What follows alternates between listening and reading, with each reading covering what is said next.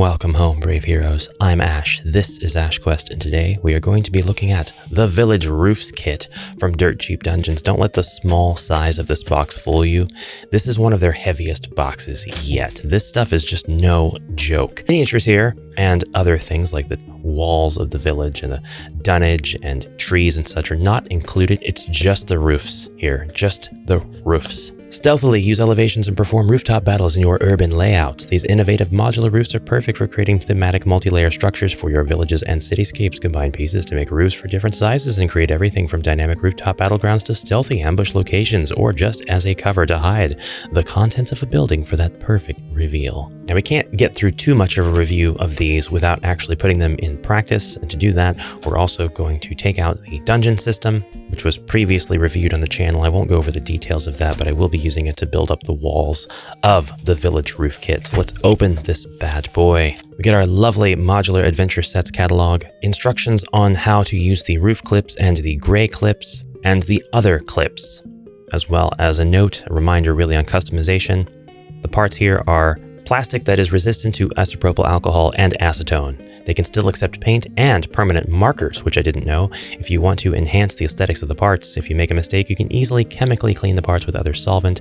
Also, this type of plastic is highly drillable. You can route LEDs through them, whatever you want to do. This box is chock full. You can't fill a box any more than this box is full.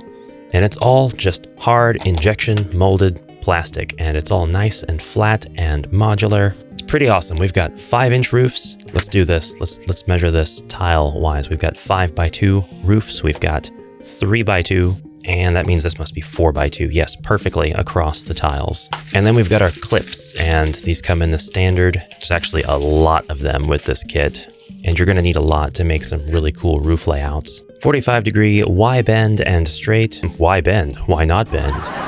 And then we've got the gray 90-degree clips. And we'll show you why this is important, why you're going to be using this stuff the way that we're going to use it today. Now, there are some wonderful ideas right here on the flyer. And before we begin, I just want to point out two things. One, this is the, where are you at? Here you are. This is the 30% pre-consumer recycled materials and natural fibers material. It's got a nice little scent to it, nice little texture. Because of the texturing process, no two parts are exactly the same, but they are very, very, very close, and they will always match aesthetically, so no worries there. The other thing I wanted to point out is that they are double-sided, as you might expect, but each side has a different length of roof component. So this side is much smaller, like shingling, and then this side is much larger. You can use this side for walkways, wooden walkways. And if you'd like to use these for more than just roofs, you can certainly do that. We've got, by virtue of the 45-degree angle clips here, a perfectly serviceable bridge. All right, as I said, we're not going to get very far without actually making some walls for these roofs to go on. Okay, we've got ourselves a building going, a little multi-room ruins, actually, with a locked door. And this was made with the Squire set. Obviously, none of this stuff came with the Village Roof Kit. But now I have to kind of judge how big I would like my roof to be. And I have options here. Using two 45-degree clips, I've got a roof. It's just that simple. My house is going to be a little bit bigger than this, though. But like I said, I've got options. I can definitely make like a deck. Not really a walkout deck. But I noticed now that if I want to hide the contents of the house, I'm going to have that little bit of a gap, which is kind of fine since we're up here looking down at the house. It's not like it's going to spoil the contents unless somebody's actively kind of like ducking and bobbing, trying to get a look in there. Sorry for the wild camera action. I don't really want like a huge pitch. Pitch is like the slope of a roof, so this would be more of a flat pitch.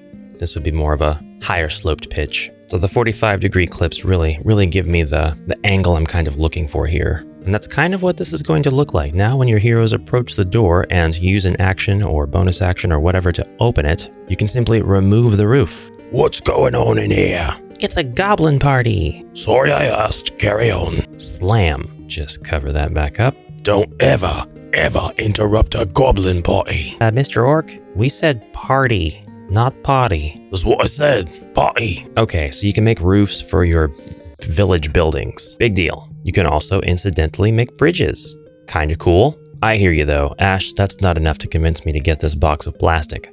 As if you need convincing to buy boxes of plastic. You crack me up. Fine, let's do multi-level buildings. We'll just go ahead and throw 3 of these together. We'll use this side for wooden flooring. Place that down.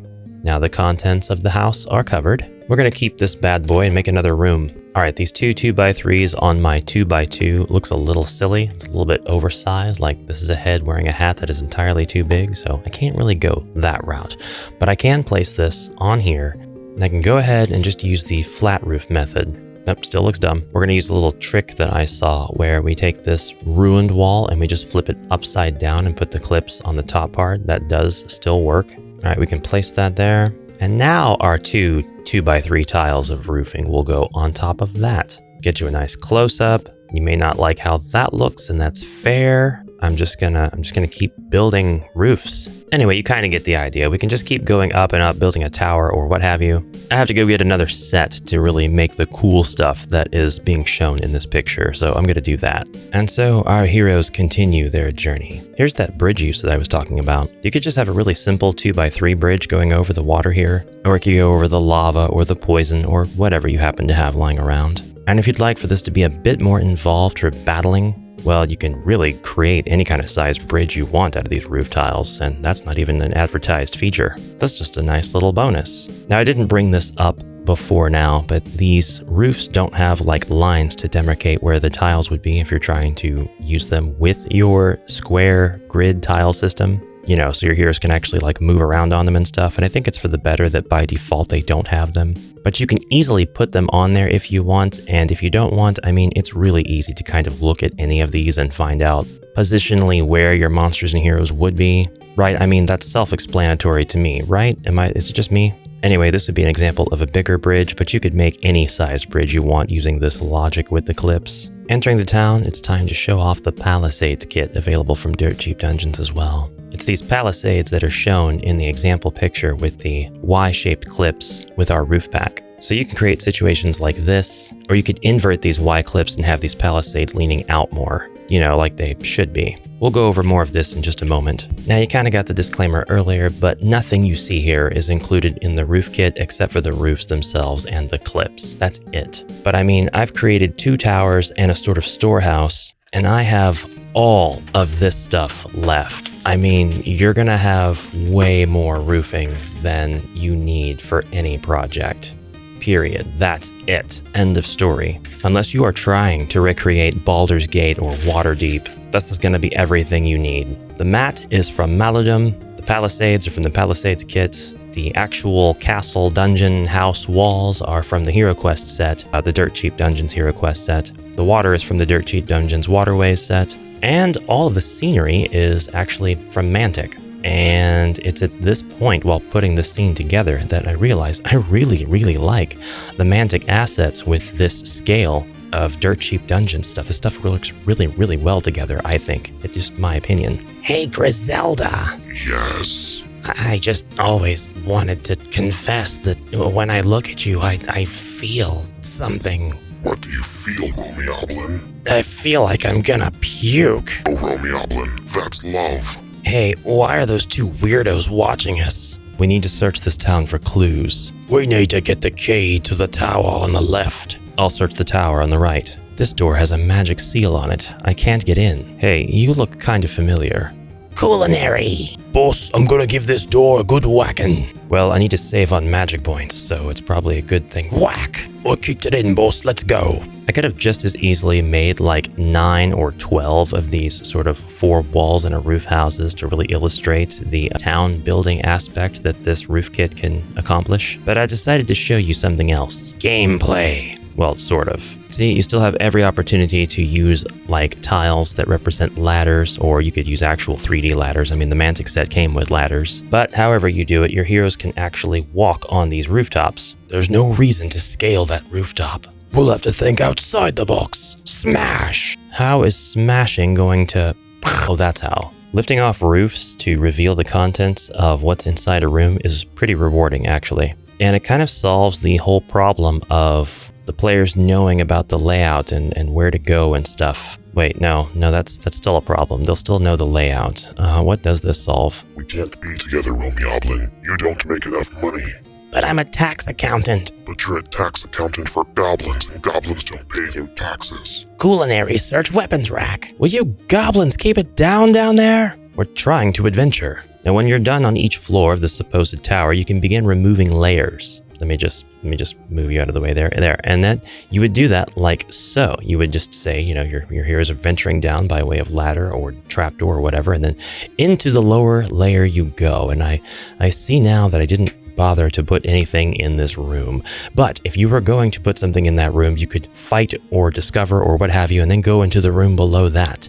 And then when you were done with that, you could go into the room below that. And it just works out really well until you finally get into the bottom room and are able to exit this door after accomplishing getting through the obstacle or finding the key or item or what have you inside. Where did I put those secrets? Oh, yes, they're probably in here, actually. The Mantic furniture is small enough to fit within the confines of the Dirt Cheap Dungeon's height. A lot of the HeroQuest furniture will as well, but I just really wanted the Mantic scale for this presentation. Let's lift that off and, oh, let's save that female wizard from that pack of Skaven. I don't know if this is just like conventional TTRPG wisdom that I'm coming across for the very first time, but taking your floors apart in this way, you can kind of reveal more than one room at the same time and have heroes traverse different rooms and have everything kind of present on the board at once so they can plot out what they're doing and where they're going and keep track in general of what floor they're on.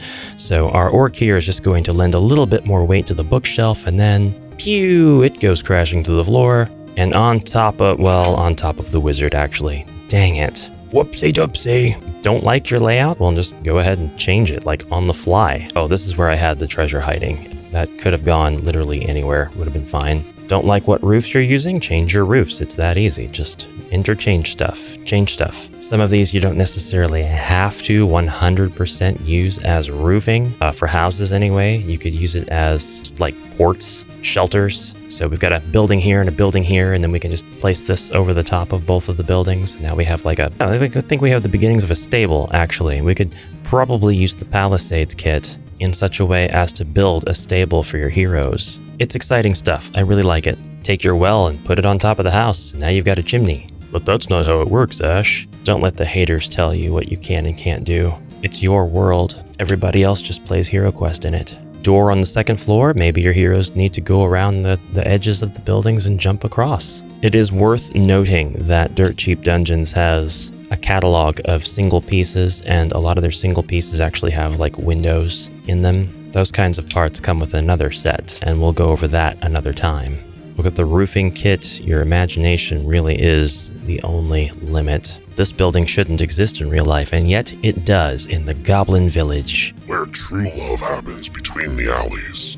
Don't ever say that again. The Palisades kit is much easier to show off because, well, it's kind of in your face. With it comes varying lengths of straight fencing. I'm going to be very cross if I finish this video and I look it up and it's like Palisades. And varying lengths of curved fencing as well. You can make these to where they will curve with your scenery, or just in general form a nice barrier that is rounded surrounding your homes, castle, tower, up on the rooftops, providing extra support, separating your horses or your goblins from one another in the stables. And for the first time, I see we have clips that are actually a bit more themed than the other clips in that these have spikes along the top as well. Now, I don't think that they're entirely necessary, but you can absolutely put them on to your fences to keep them linked together and solid, and they will provide more spiky bits, uninterrupted spikes. I appreciate it.